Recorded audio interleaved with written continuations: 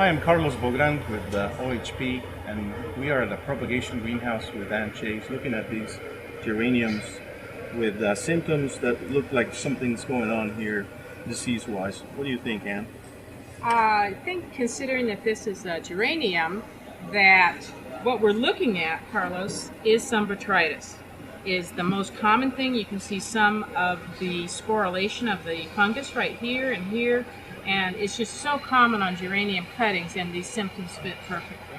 You see the older leaves affected, but also some of the crowns. Yeah, it looks like it's kind of getting away from them.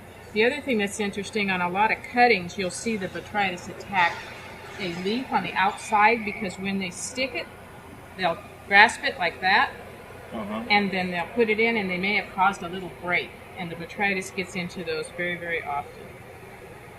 What would you try against botrytis in a case like this? There's some really effective products that have just recently been labeled. If you're going to use standard or conventional chemistry, there's some very effective things. Things in the strobel urine group, not as much, but something like fenhexamide, which is Decree, or iprodione, some of those products are really good.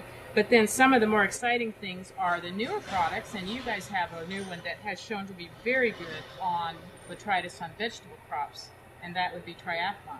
So if you were to try biological here, like Triathlon BA, how would you go about it? How many times, how frequent do you think you would use it?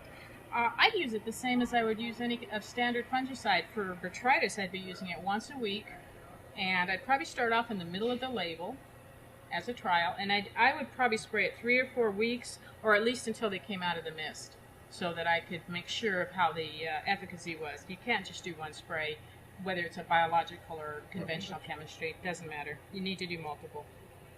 Yep, looks like they need it. Thank you, Ann. You're welcome.